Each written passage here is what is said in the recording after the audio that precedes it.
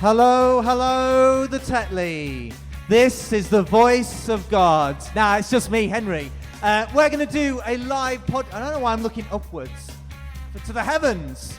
Upstairs on the first floor, we're going to be doing a live podcast with interviews, discussions, poetry, and dare I say, banging vibes. So a couple of minutes, come on upstairs.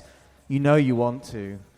This isn't the voice in your head telling you to do something, but you should do what the voice is telling you to do and come upstairs to the first floor. Thank you very much. Ladies and gentlemen, we're starting the Vandal Factory podcast right now. Gather round, folks. We need an audience. Come on. Come sit down. Come out of the corners of the Tetley. You're listening to Eastley's Community Radio. Music, writing, reviews, debate, comedy, plays, live events, interviews, quizzes, sports, chatting, food, poetry, open mics, freedom to create.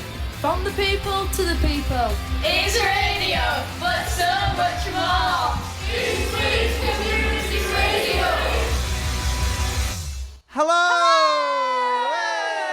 Give us some noise for Tetley! Big up first! Go on. My name's Natalie Priamos. And I'm Henry Raby. And together we are Vandal Factory! Woo! It is so wonderful to be here. Thank you so much for having us, Big Up Fest. We are recording this live at the Tetely. Ooh. It's a big old echoey building of joy. Yeah. And we're so loud that people in the cafe can hear us. Hello, people in the cafe! Sound like ghosts. If you don't know us, Henry and I are artists and activists, and this is a podcast where we discuss about arts and activisms and all the beautiful moments that come when those two things come together. And this is our first ever live show in front of an audience. And you can give us some noise. What a lovely, beautiful audience, I must say. The best live audience we've ever done a podcast in front of. I would say. Yeah, definitely. 100%. What have we got coming up on this podcast? If you haven't heard the podcast before, we've got regular features such as Henry does his own thing. I'm Henry and I like doing my own thing because I'm an only child. Yeah.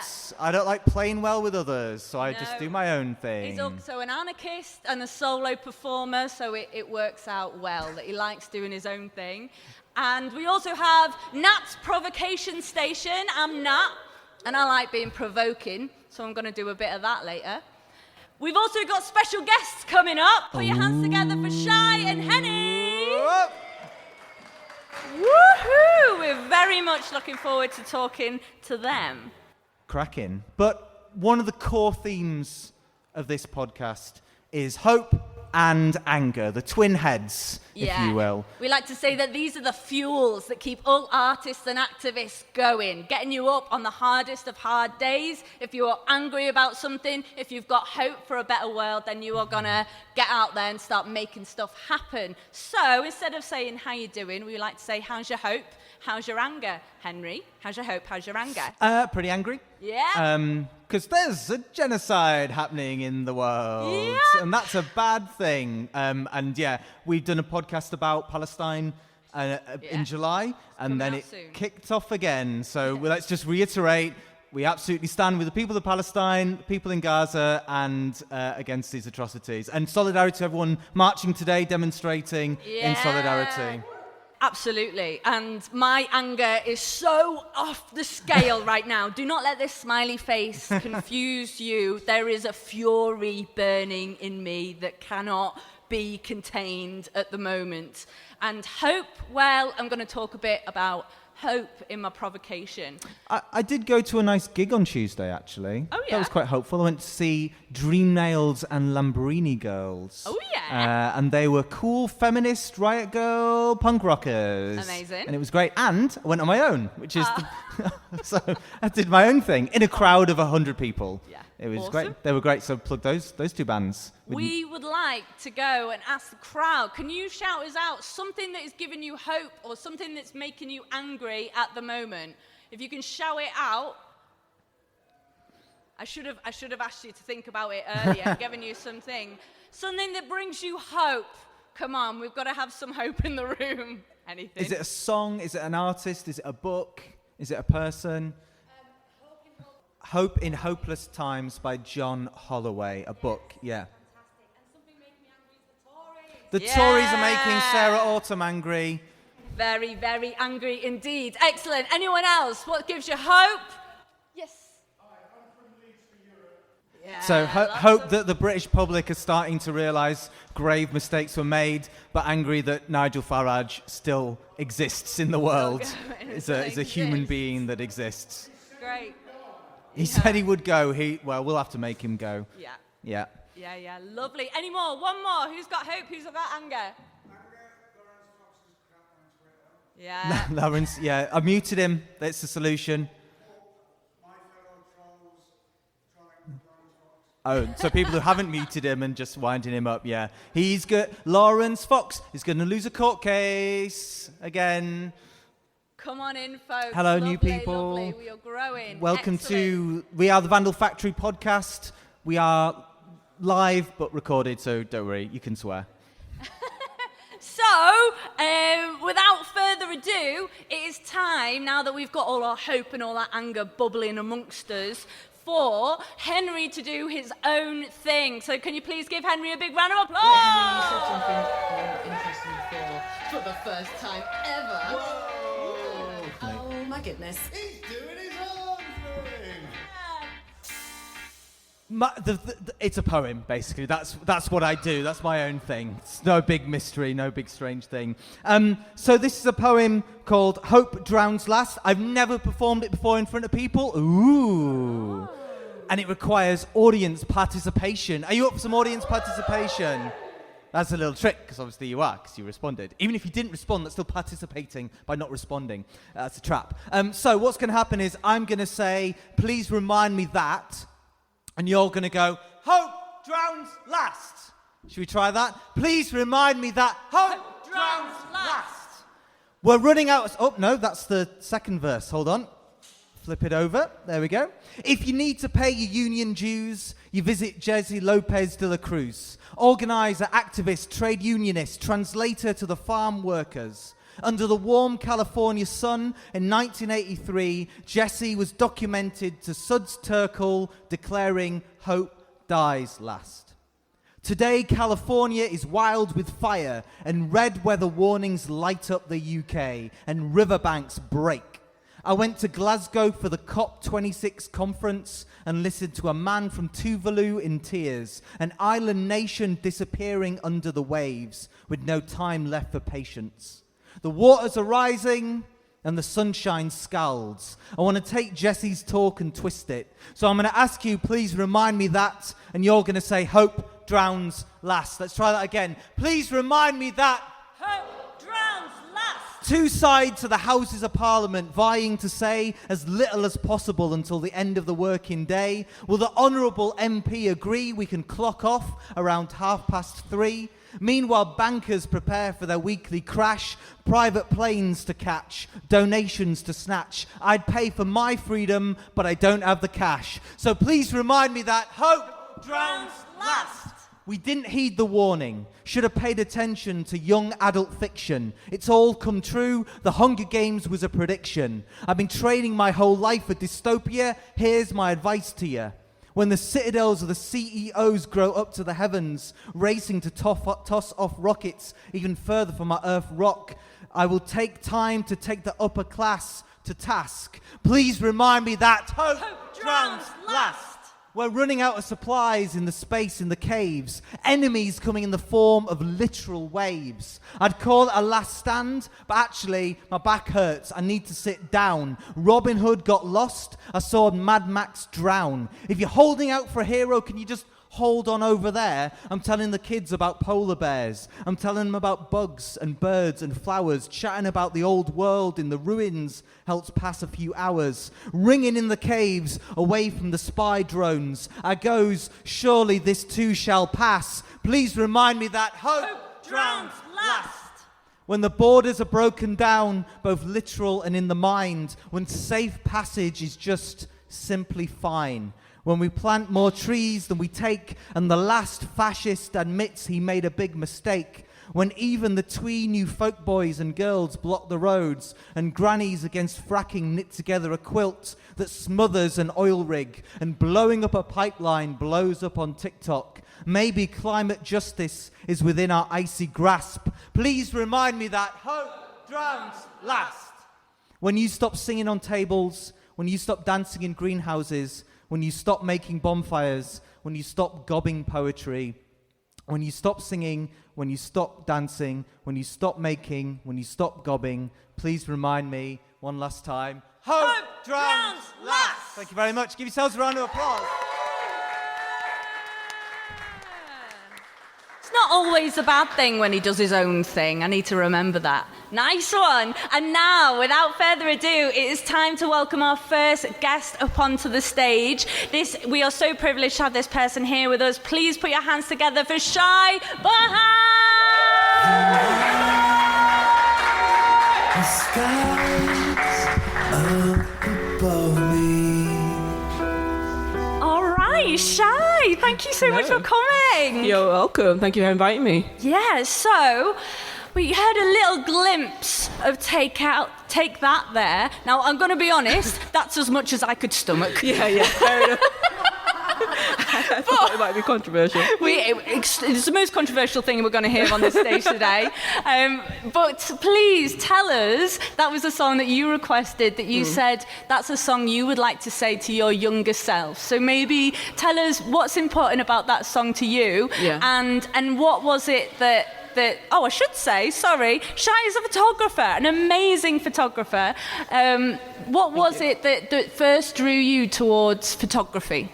Thank you. Hi, everyone. So I was drawn to photography sort of purely by happenstance. In my early 20s, in my youth, I was living in Italy at the time, and because I couldn't speak the language at the time, someone actually gifted me a camera, and it was a way of relaying a visual narrative in a way that, because I couldn't speak the language. So I just started taking photos. Some of them were terrible, I'm not going to lie, they were really bad. And then when I came back to England, I enrolled at Bradford College. So big up Bradford, big up my Bradford eyes. Woo! Woo! Some friends and allies in the audience side. And at the time, it was actually number 2 in the country for photography, so I was quite lucky at the time.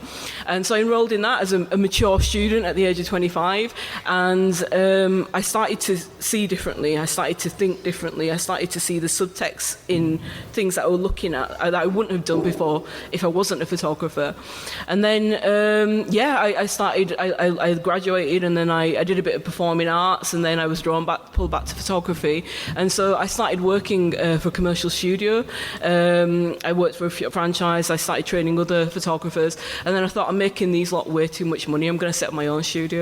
Yeah. So I did. I live in Shipley, so I had a studio in Shipley for about 2 years.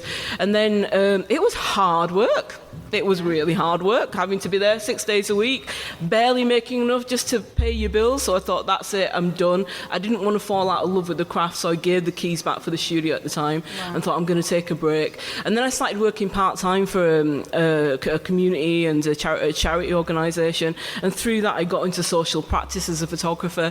I was introduced to a network of pay-as-you-feel cafes. So the first one started here in Armley, the Real Junk Food Project. Do you guys recognise that? Real Junk Food Project, yeah. So I started photographing all the cafes. There were about 50 at the time in the network. So I travelled all over the country on my own funds, on my own money, on my own back. And I just started taking photos in a socially documentary type way. And I really enjoyed it. And I really enjoyed relaying the narratives of other people in a way that I felt that they needed a platform and they needed a voice. So my mother tongue is Urdu, and there's a word that I use a lot, awaz. Does everyone say that? Awaz. Awaz. It means voice. It literally means voice. So I wanted to give them awaz. I wanted to give them a platform. And a lot of the community groups that I was working with at the time were underrepresented, excluded. They could be from Roma communities. They could be from ethnic minorities. At the time, they had the so-called, I've got the fingers up in the prefix, the migrant crisis. crisis where there were a lot of displaced and diasporic people coming from places like Syria. And I remember thinking, there but by the grace of God go I, at least I have my practice, at least I've got a safe place, at least I've got support networks, who's helping these people? And there were people there were really great community organisations, and I thought, I'm invested in this now. This is not just a one-off for me, I'm invested in this. So then I when that exhibited in Saltaire at the Arts Trail there, and then I thought, okay, what other topic really resonates with me? So I actually come from quite a dysfunctional background. It's made me an artist, so I'm blessed, I'm grateful for it. But one subject that really resonated with me at the time was domestic abuse and survivors of domestic abuse.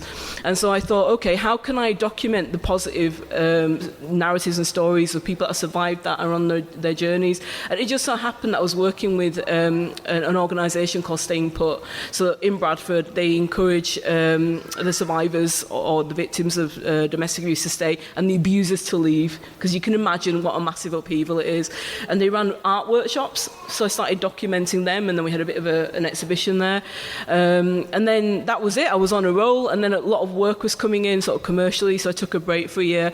And then in 2018, I turned 40. I turned 40. I survived it. I turned 40. And what I wanted to do was go back into the studio, and at the time I had an apartment that was a basement flat, so it's perfect lighting conditions, optimum lighting conditions for taking photographs. So I put a call out to people that were turning 40 in the same year as me, because I wanted it to be really inclusive, and I said, tell me your stories and I will relay it in a very conceptual portrait, because that's what I do. The jigsaw puzzle comes together in my head after the interview, and I'm like, this is what I think we should shoot you. Are you okay with that? And they're like, yep. And so that happened, and that was actually the first Arts Council funded project I did. I'm going to stop you there, because I'm still getting over the 40 thing. Because earlier when you said when I was 25, I thought that was like last year. To be honest, you're too kind. Part of me that's still reprogramming. But I want to hear more about your practice as a photographer and seeing that collage and working with people who might not. Many people are not confident in front of a camera, are they? So how do you go about making people comfortable and deciding what photographs to take? Yeah, well, one way I do is I run participative photography workshops, especially with communities that don't have resources to art, to even that sense of belonging, or that place or that space to say you are allowed to make art, you're allowed to be an artist. So I run them in 2021 with a wonderful group of refugees and asylum seekers in Bradford, and they just use their smartphones. And so I ran these workshops, and they took the most compelling imagery, and then I thought, okay, I actually really enjoy this. I actually really enjoy going out into the community. So I did it this year as well with two groups of youth from inner city communities in Bradford, which is where I'm from. And again, they took some really, really compelling imagery just with their phones. So it was saying to them, look, if you use your phones, I know it's not a camera, but it's democratic. It's allowing you, because everybody has access to a smartphone these days, to go out and take a photograph and say you can take compelling imagery. Don't let anybody tell you that just because you come from somewhere that is classed as underprivileged or working class, that you can't be an artist. You are an artist. And one of the questions that I always ask the groups when I start these workshops is, do you want me to teach you how to take photographs, or do you want me to teach you how to be a photographer? And it's your choice. And bar none, they all choose the latter part, because I teach you how to be a photographer, and it's not the technical stuff, it's what can you see. So as you probably know, the three main elements of photography are understanding composition, lighting, and that one thing that only you have is your photographer's eye. The way that you see the world that I wouldn't, or anybody else wouldn't. Wonderful. Can you tell us about the Women in Uniform project? Because you've had an exhibition of photography, and there's another one coming up next year. But why was it important to you to photograph these particular subjects? Yeah, so Women in Uniform is a celebration of women of colour, like myself, who work in industries where we're underrepresented. So I had, for example, women who were planetary scientists, MB doctorates, and then also women that were artists, that were electricians, that were engineers in roles that you would never imagine them encompassing. And I shot everything in my home studio in Shipley, and when you invite someone into your home, you're inviting them into your personal space. They automatically relax. It's not a sterile environment. So they came in. So the process was I put a call out, obviously, and I did tons of desk research and emailed people left, right, and centre and said, "Would you like to be part of this exhibition?" And they said yes. A lot of people said yes. So I ended up photographing 66 women for this, and we did an hour-long Zoom interview, and again, I asked them this set of questions, and at the end of the interview, it's like a jigsaw puzzle is forming in my head, and the information that's coming in, it says, yeah, that'll work, no, discard that, and at the end of it, there's this very clear, very coherent image in my head on how I'm going to shoot them. And it's come together, and then I just relay it to them, and they've all said yes, thankfully, and they've come to my studio, and then we shoot it. And so the photography is the easy bit, to be honest with you. It's like 10-15 minutes, and then we have a brew for the rest of the time, because we've already had that conversation, the dialogue's already happened, the engagement is a really important bit. So that was at the Accrington, in Accrington, the Howarth Art Gallery, big up them. They've got the most amazing Tiffany glass collection outside of America, you have to see it. And now next year it's coming back to Cartwright Hall in my home city of Bradford. I like to call Cartwright Hall my gallery. It's not my gallery, but I used to walk through the park, the Lister Park where it's based, every day as a teenager, and I used to go in my free period and not in my free period, sorry but not sorry, to the gallery to visit exhibitions, and not once as someone who is of British Pakistani heritage did I at the time imagine that my work would be exhibiting there 20 plus years later. Where can people find these images? If they can't get to the exhibition, is there a different way that we can see the photos? Yeah, just go onto Instagram, follow me, Shy B Photography, or just type my name in, Shy Burhan. I have got a website, I've just not updated it yet, so it will be updated in a month. So you can go on that, it's the same name, Shy B Photography, and do check it out. As part of the exhibition, we're extending it, so I put a call out for new women who want to take part of this. So if you do know any women of colour who work in industries where they're underrepresented, send them my way. I'll happily take their photograph. Lovely stuff. Give a massive round of applause for Shy, please. So we're going to just play a little bit of music now with Stretch Our Legs. And then we've got Mr. Henny Hurtz coming up for a little chat. But Shy's going to stick around for the provocation later. So we're going to... stay there. It's time for a banger. This is for Palestine, Ramallah, West Bank, Gaza. This is for the child that is searching for an answer. Wish I could take your tears and replace them with laughter. Long live Palestine, long live Gaza. Palestine, Ramallah, West Bank, Gaza. This is for the child that is searching for an answer. Wish I could take your tears and replace them with laughter. Long live Palestine. While we listen to tunes made by ignorant fools, Israel blocked the UN from delivering food. They bring in the troops and you won't even glimpse of the news. They make money off the products that we're quick to consume. And it's not simply a question of differing views. Forget emotions, this is facts. What I spit is the truth. Makes no difference if you're a Christian or if you're a Jew. They're just people living in different conditions to you. They still die when you bomb their schools, mosques and hospitals. It's not because of rockets, please God, can you stop this all? I'm not related to the strangers on the TV, but I relate, cause those strangers could have been me. Words could never ever explain the raw tragedy. It's not a war, they're just murdering more rapidly, and we are automatically supporting pure savagery. Imagine how you feel if this was your family.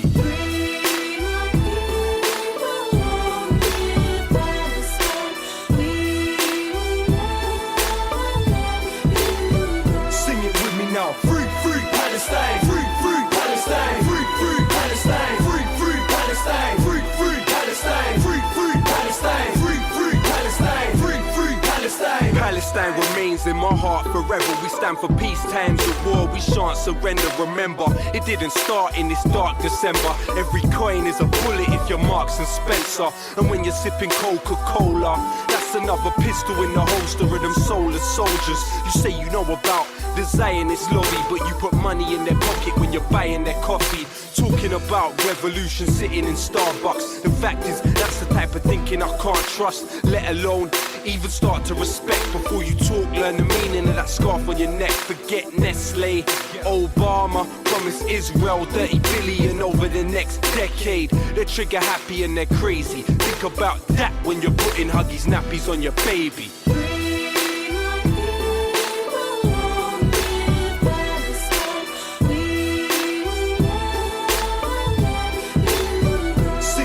Now, free, free Palestine, free, free Palestine, free, free Palestine, free, free Palestine, free, free Palestine, free, free Palestine, free, free Palestine, free, free Palestine. This is not just a war over stolen land. Why do you think little boys are throwing stones at tanks? And we'll never really know how many people are dead. They drop bombs on innocent girls while they sleep in their bed. Don't get offended by facts, just try and listen. Nothing is more anti-Semitic than Zionism. So please don't bring bad vibes when you speak to me. There's plenty of rabbis that agree with me. It's your choice what you do with this message. Don't get it confused, I view this from a human perspective. How many more resolutions have to be violated? How many more children have to be annihilated? Israel is a terror state, they're terrorists that terrorize. I testify my television, televise them telling lies. This is not a war, it is systematic genocide. But whatever they try, Palestine will never die.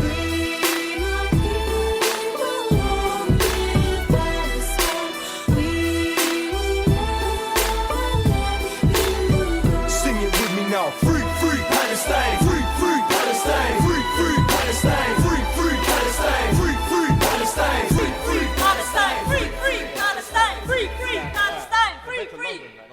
All right, we are coming back into the Vandal Factory podcast. Give me a free, free Palestine, free, free Palestine, free, free Palestine, free, free Palestine, free, free Palestine. Put your hands together for Henny Hurtz. So, folks, we're really excited to have Henny here. Henny is a rapper and, if you don't know, a community catalyst. I don't really know what a CC. So whenever you CC somebody into an email, that's community catalyst. That's what that stands for. So Henny tonight will be launching an album here as part of Big Up Festival, which was a collaboration with 8 young people. But we have him right now. Can we get a big up for Henny Hurtz?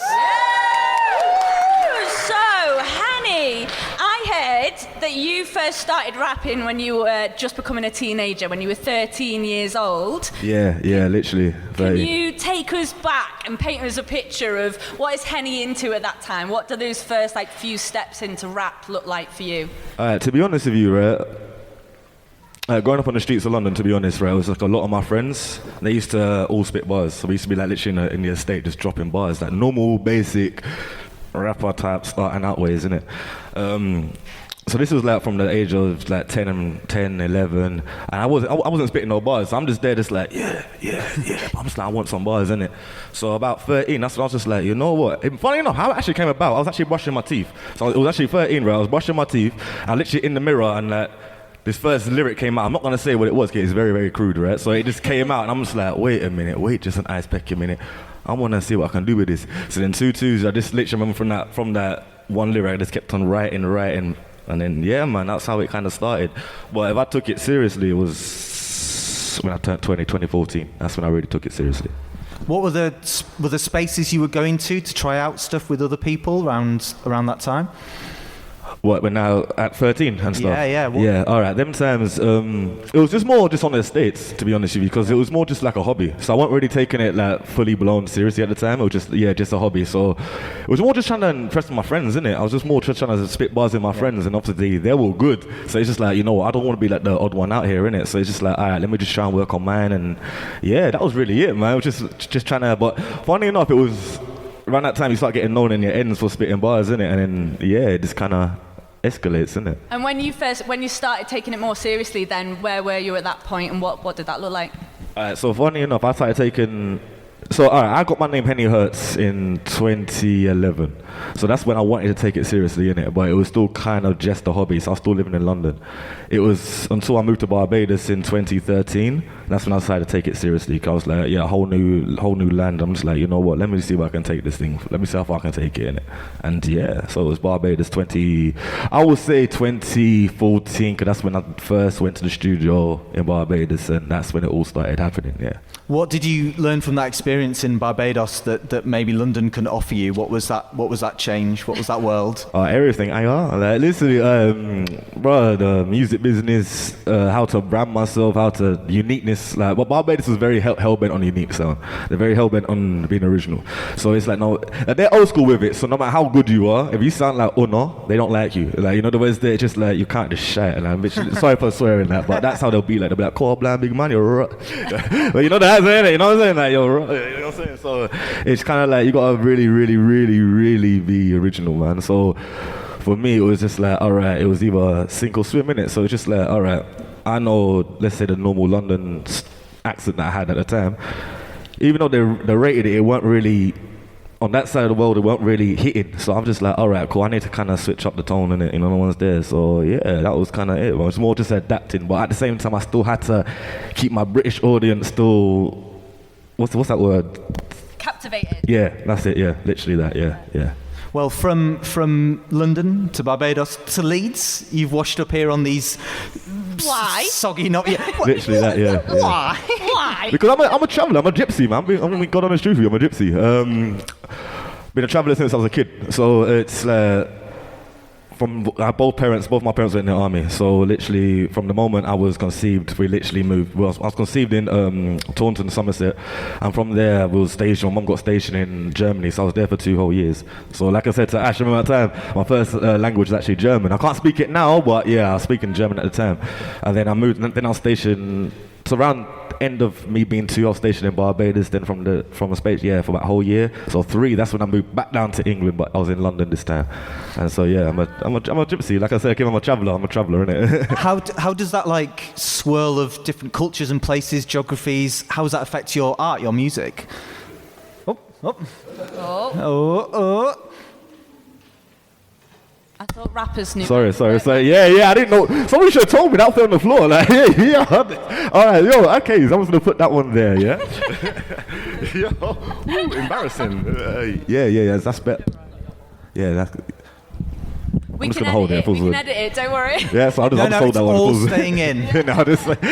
Sorry, what was the question? Sorry. So how was travelling the world, different voices, different cultures, different geographies, how's that influenced the music that you make? Everything. It's influenced everything. Because if I'm going to be honest, I think that's a blessing. I think it's a low-key blessing. Like, I got to, from a young age, witness so many different nationalities, so many different races. Like, if I'm going to be honest with you, if you go down to London, all my friends down there speak to like 3 different languages. I'm the only one that speaks just English. I come up to Leeds now, all my friends speak English, right? Please, I want me to be friends. Please speak more than one language. You speak more than one language. Yeah, cool, sweet. But then I go to Barbados, they all speak Bayesian. I'll go to I've got a lot of friends that are in Sweden right now that speak. So it makes your music like you have to. It's almost like a thing that I have to sound international with it. It's like I have to sound really sound international with it, but still be authentic to who I am.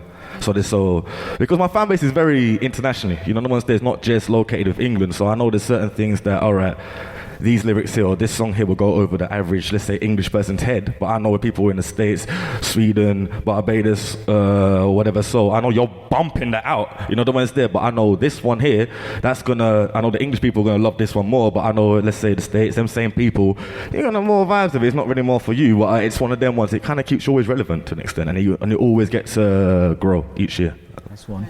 So you've been working with 8 young people as part of this big up project. Can you talk about that, about working with them and them creating amazing music? They're lit, man. They're lit. Funny enough, it will actually be 6. One of them is not with us now, but I was actually messaging her because I do want her to come true. She's lit. She's actually lit. All right, so it's like 6 of them. But these artists now, wow. How can I really explain it? All right, they're all actually impressed me. They're all really impressed me. I'm going to start off with there's one called McRentster. His name's Rennie, right? But I call him McRentster. Now he's not a rapper, but he's part of my label, part of Iron Records. So he's not an artist under it. He's just like literally my team. He handles all the marketing, the promo, and all that stuff, innit? Now he wanted to start rapping, and what's Maxi? He knows how to rhyme and start the art of rhyming and stuff. Cause he can do actually, you know, he can do poet. He's a good poet. Well, what do you know? Poetry. That's it. Poetry. Right? Poems. That's it. Poems. Yeah. He's really good at that. So now he's just interpreting that into music now.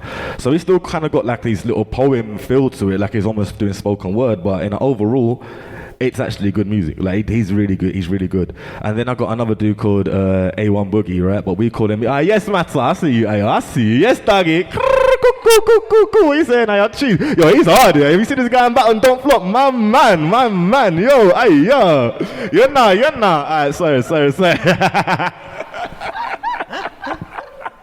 I didn't know this was going anywhere. All right, cool. Sorry. Yeah, and then you got A1 Boogie. And then you got A1. At home, we don't know what's going on either. Like, got no idea. It's all staying in, folks. All staying in the podcast. Right. So yeah, and then we got an artist called A1 Boogie. Well, now he goes by Bougie Bugs, right? Oh, he's lit. No, he's actually lit. He's lit. So I met him back in May this year. We done this Sneak Bowl cypher, funny enough, right? And Boog's done a whole Chappelle top of his dome, literally freestyle, and it was absolutely lit. The only thing he needs to do is learn how to start writing. But dog, he is hard. So when Ash basically prevented this opportunity for me, I was just like, we gotta get Boogs online. I have to get Boogs. Boogs, nothing else but Boogs. And boom, I got him in it. It's like a Pokemon, you know, that rare Pokemon. You gotta get the Pokeball and just catch him. Bow, man. Okay, I'm on the same page now. You know what I'm saying? Yeah. Basically, boom, man, got him. Literally, I had to use the Mega Ball, but I still got him in it. And it means the Master Ball. Yeah, I should have used that, you know. He kind of shaked a little bit. I was like, oh crap, well, I gotcha. And then we got K-Star. Now she, you know what it is with her and the music, she's a bit, like, let's say 50-50. So 1 minute she's serious with it, another minute she ain't serious with it. Next, she's one of the ones, she needs to be motivated to do it. But when she is motivated to do it, she's actually lit. But she's more of a drill rapper. So she's good. When it comes down to the drill section, yeah, she's good. Especially for a 16-year-old. Like, she's good. You can see the potential there. Then we got, we had Unknown Empress. Now, Unknown Empress, wow. Hey. I done a lot of songs with Unknown Empress. She's been, me and her done a project called Yorkshire Town Ghoul. She was on my other mixtape, Uncrowned Pharaoh. We've done enough singles. We even got a song called Nefertiti. That's on all platforms right now, so I recommend go suss that, right? Because she's the leading role for it, and she's absolutely lit. It's too bad she's not here at the moment, but yeah, she's absolutely lit, absolutely amazing. I'm not gonna lie to you, amazing. It's not even trying to bum lick or nothing. So this is generally realistic with you. She's amazing. And so everyone's going to be performing with you later on today. Yeah. So literally, when I was sitting down, I was just getting it all sorted out with them, innit? So yeah, man, everybody's gonna basically, hopefully, majority of them are gonna be here. I don't know if you'd like to maybe share something now for us good people. Would it put people up for that, hearing a little piece from Mr. Henny Hurtz? You know, you know what, right? Is there internet on there? Because I can be honest, I can't be honest rapping right now. So if there's, it's too early, man. I'll still be asleep at this time. I want to be real with you. I'm not a morning dude. Like, I'm a late night person. I'm like a vampire, you know, nocturnal. Yeah. We've got Spotify here. Yeah, you know what? Go on a song called Griselda. That's probably like my main song so far this year. Okay, we're going to hear some Griselda. Yeah, Griselda out now, all platforms, you know what the saying goes. Thank you so much for joining us. No, thank you for having me, bro. Thank you.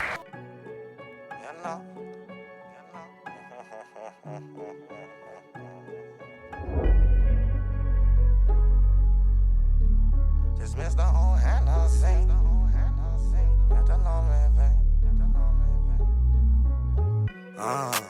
They don't wanna see, even though they dream. Forever preach the dream, I know. You're down, baby, rock with me. Because together we can change the scene.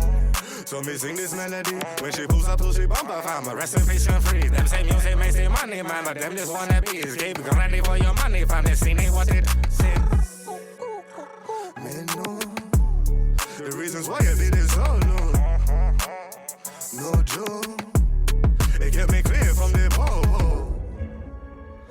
Griselda, you know it's slowly taking over. Griselda, echo, me echo. Griselda, you know it's slowly taking over. Griselda, you got me moving like a mobster.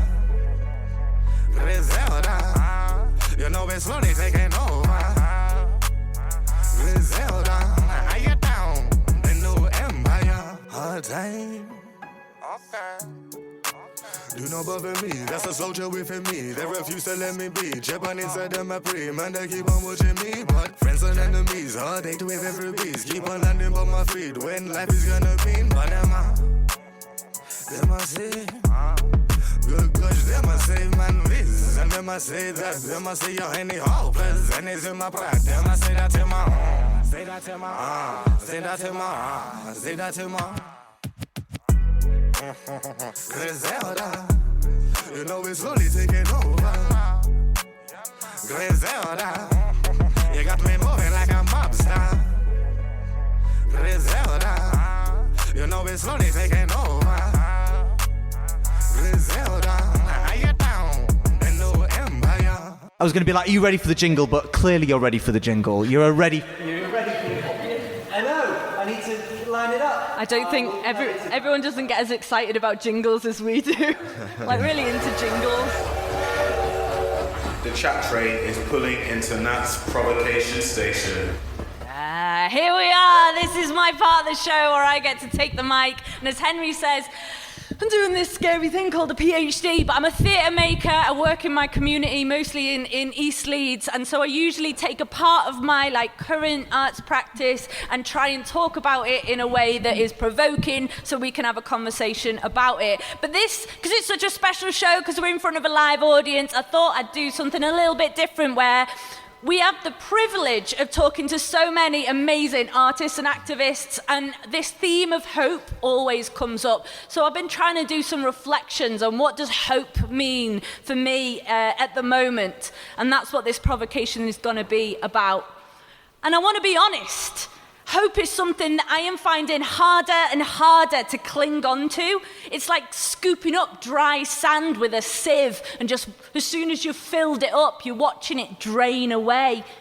For large portions of the last 2 years, I've stayed well away from mainstream news, and I can't watch it. I find it only drains my emotional energy, and that is something that is precious. I need that if I'm going to serve my community. So I focus on the grassroots, on contributing to my community in East Leeds, on planting seeds and growing skills. I feel comfortable in that place, with fresh soil under my fingernails, standing in a circle with young people. Together, we tell stories about the future that we want to build for ourselves, and shoulder to shoulder, we take the first few steps towards it. Here, my hope runs wild, and I want to share just a tiny bit of where that hope comes from playing a clip of some young people that Henry and I worked with over the summer. This is just in a workshop. It's a few lines that some young people came up with after visiting the Seacroft Forest Garden, and it sounds like this. We went to the Seacroft Forest Gardens. Lots of fresh fruit and veg for everyone. Full of green, growing glory. Magical remedies accessible to everyone. Communities creating a story. You choose not to let us eat. You choose to enforce rarity. You tear apart society. However, we can end food scarcity. How do we rebuild? How do we reconnect? How do we redefine? We need to work in unity to better our community. We need to be the catalyst to end the rich's iron fist. We need a brand new recipe, change society, rewrite history. Let's come together in unity. Community is the soil of humanity. Community is the lungs of our planet. Community is like a sapling growing into something bigger. The future is our new reality. The future is life to come. The future is now! And if you want to hear more about that project, we turned it into an audio documentary that we played on the last episode, so I can plug the podcast. Go back and you can hear more context around what that project was about. But my God, young people give me hope. They are amazing, and hope is something that should belong to every young person. I wouldn't want to take it away from them for 1 second.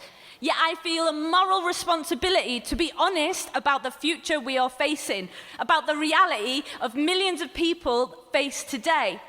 A project I worked on called Suitcase Stories explored climate adaptation with young people through storytelling. And we asked the key question: how can we hold a space for hope whilst looking the horror of climate destruction square in the eye? Building skills, building resilient communities has got to be part of the answer. And so, the time comes for me to turn back on the news. Just when you think things couldn't get any worse. I think there's times when we have to let the horror hit home. And I'm sure I'm not alone in this room when I've had one of those times over the last few weeks as we've watched the atrocities against the Palestinian people. If you were ever wondering what resilience looks like, turn to Palestine. In September, Henry and I interviewed activist and comedian Mark Thomas, and when we asked him, how's your hope, how's your anger? This is what he had to say. Studs Terkel, who's the famous American journalist on the left and popular historian, he had a book called Hope Dies Last, which is a lovely title. Hope's a funny thing. I always remember people saying, is there any optimism in the West Bank? Did a lot of work out there. And I always used to go, no, there's not much optimism, but there's a lot of resistance. People just like, we're not having this, and it's a matter of dignity, it's a matter of... Do you think it's a form of hope? Well, I don't know, maybe one could argue that there's to keep going, to be resistant, you need a fuel that keeps... Resilience is absolutely remarkable. I remember talking to the bloke who's effectively the ambassador for Palestine, and he said, I have to accept that now is not that time, but it will be. And actually he's completely right. You have to know. You can't just go, it's around the corner. There are some left groups that go, we just need one more person on the rally and we'll have a revolution. It's just, oh, fuck. In some contexts, hope feels like a childish dream, a luxury, or a waste of time. So what happens if we just accept that this is the end of the world as we know it? That's really hard to say without singing. It's the end of the world as we know it. I sung it anyway. Not the end of the world, just the end of our world. And our world wasn't really working for most people anyway. In his book, At Work in the Ruins, Dougal Hine talks about the philosopher Federico Campagna, his thoughts on living at the end of the world. And Vanessa Manchego de Oliveira's writings on hospicing modernity. Hospicing, that place, if we're lucky enough to spend our last few moments on this earth. Modernity, meaning modern life. I say that because I went to a talk with Dougal Hine and he said modernity like 1,000 times and I didn't know what it meant. It just means modern times, right? And the whole thing clicked once I got that. But the question is, how do we nurse the ending of our world? Hope is about possibility of things getting better. And I know a better world is possible and improbable. So where does that leave us? I'm not sure how hope is serving me and my community. Resilience, sure. Resistance, definitely. But hope, I'm not always feeling it. I'm going to end on a lyric by one of my favorite songwriters. It's on my t-shirt today. If I spend my life on the losing side, You can lay me down knowing that I tried. Thank you very much. Oh, the brain cells are a-fizzing.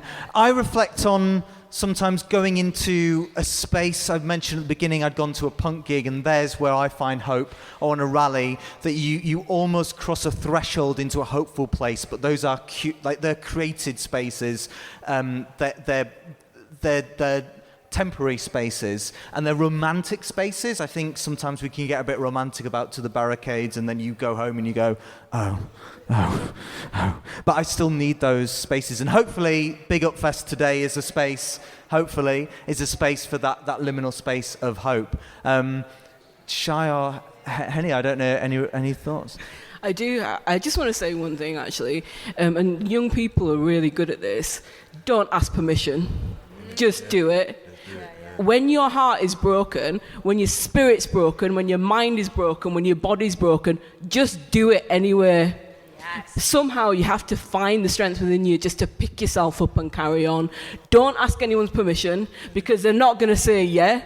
And young people are so resilient, much more resilient. We have these, we've been conditioned to say, you've got this law, you've got that law to comply to. Sod that. Yeah. If you're a young person, I'd say just do it. It's an open field. Go for it. And hope is there. The young people are the hope. That with their ideas, with this sense of just being able to go out there and not take no for an answer. Don't take no for an answer. Just do it. If you wait for somebody's permission, trust me, you'll never get it done. Oh, it's true though. It's actually generally true. Generally true. You can never ask for permission. Never. What's rightfully yours, you have to go get it, bro. Any means, man. It's facts. Yeah.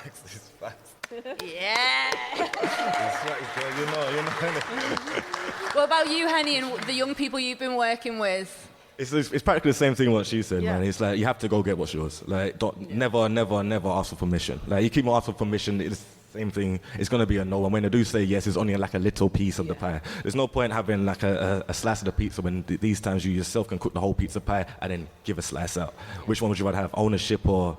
You know what I'm saying? So it's the same thing when I was getting to the same kids that I mentor, man. It's ownership. Always be hungry. Just get what's yours, man. Just get what's yours. I quote, even when it comes down to music, I can talk from a part of an artist, innit? When it comes down to music, I get it. I'm independent. I decided to be independent, right? I've been independent since 2018. I quote, it's harder, it's longer, it leaves you broke, doggy. But at the same time, I own all my masters. You know what I'm saying? I own all my masters. If I had a label or whatever, so I wouldn't be able to do this. You know what I'm saying? I have to ask their permission. Bro, I don't know nothing, dog. I can come here and shit. So the same thing with the kids. And that kind of gives me hope too. You know what I'm saying? It's amazing. Yeah, is there anyone in the audience who wants to chip in on this? We weren't going to go to the audience at this point, but I thought if there's a provocation, is that a word? Provocation. A provokee. Something you want to chip in? Do you want to chip in at any point? No one's looking that keen. Sarah Alton, who's running the radical reading room over there, has just passed me Hope in Hopeless Times by John Holloway, which I think we mentioned earlier. Hope lies in our richness, the joy of our collective creativity, but that richness exists in the peculiar form of money. The fact that we relate to one another through money is dragging us towards extinction. And I think, there is this aspect of like, well, I need that hope to. You need the funds. You need not just money, but the resources to be able to create. So I provoke back to you and say, these kids have they want to go and do it, but what happens if they don't have a studio? We are gatekeepers to them recording with you guys. Yeah. So I personally, sorry, I was just going to say. So for me, if your only aim in life is to make money, then that for me relays a certain poverty of ambition. Totally with you though. There aren't enough resources, there aren't enough mentors out there for young people. That's what they need. It's having that belief instilled you, which you're not going to just find for yourself. You need good mentorship. You need the support. You need the resources. Money will come. Money's always going to come. It will come if you work hard. I could go to Asda work right now and work. That's money. I'm making money. But to live your authentic life, to relay your own vision, your own narrative the way that you want to, give yourself the agency. Go find a mentor. It's like go find a support network. What you said earlier. Do you want me to teach you how to take photographs or to be a photographer? I think to take photographs, you might need the best camera in the world. To be a photographer, you need skills, you need a mentor, you need your own creativity and passion, which everyone's got in their back pocket, right? Yeah, absolutely. Now, going back to what you said about the money thing.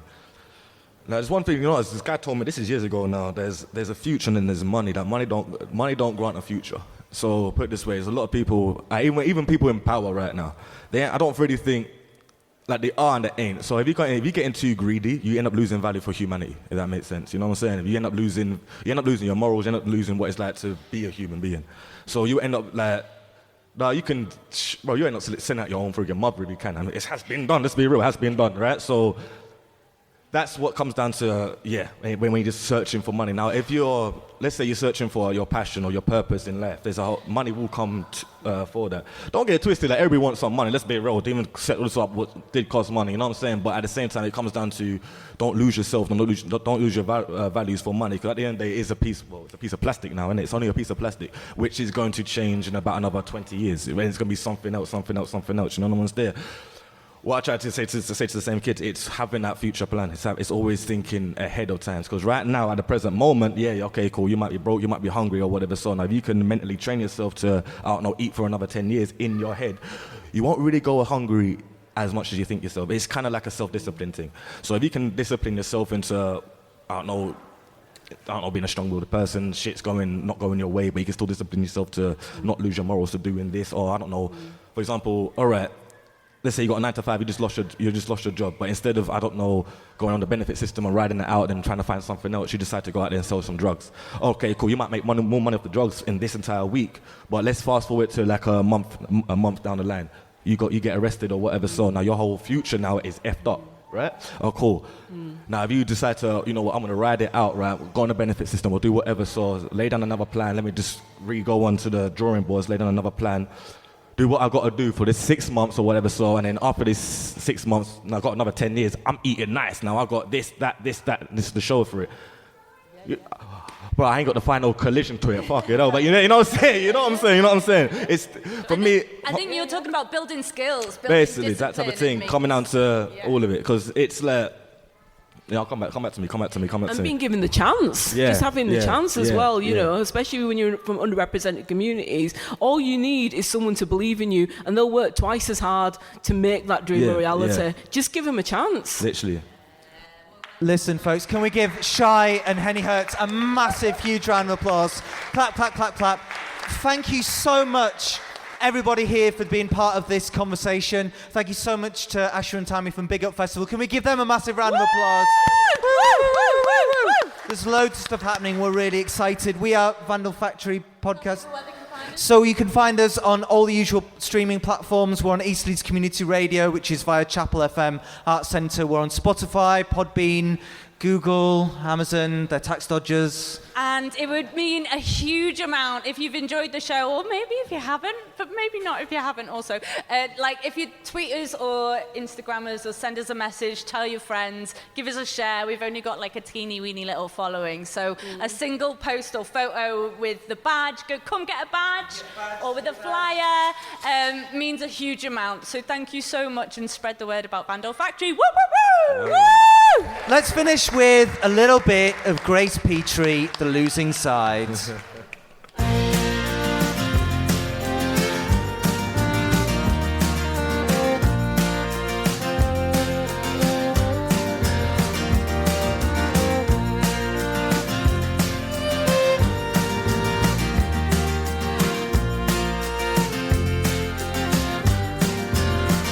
From common grief to Bristol up in flames,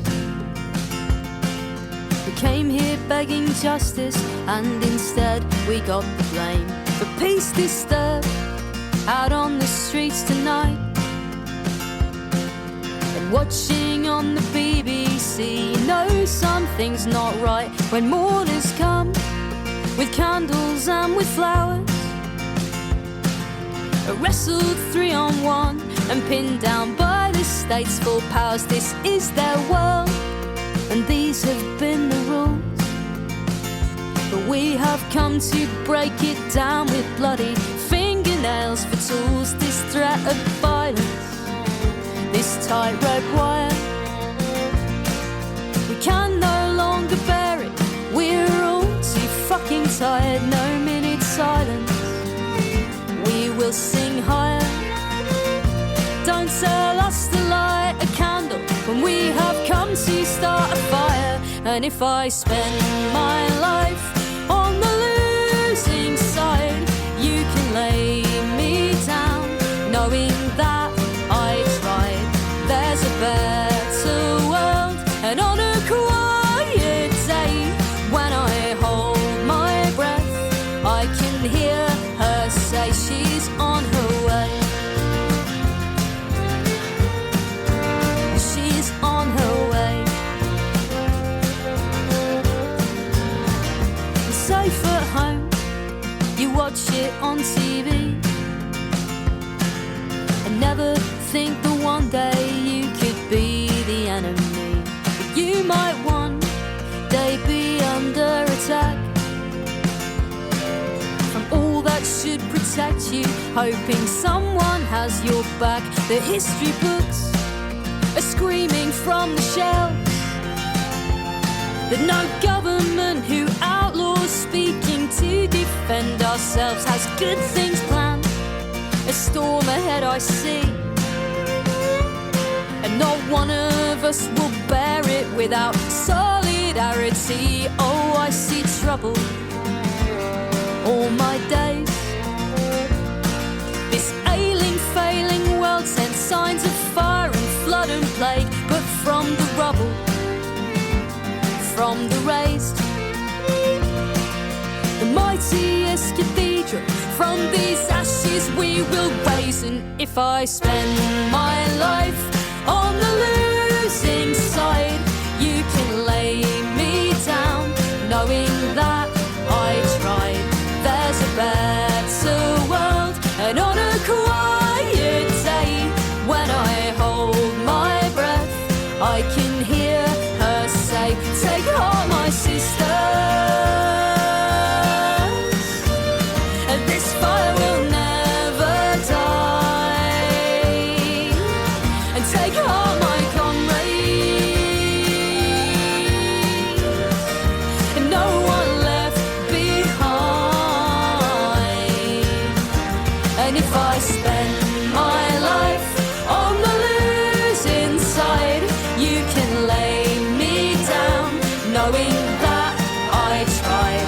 There's a better world, and on a quiet day, when I hold my breath, I can hear her say that if I spend my life on the losing side, you can lay me down, knowing that I tried.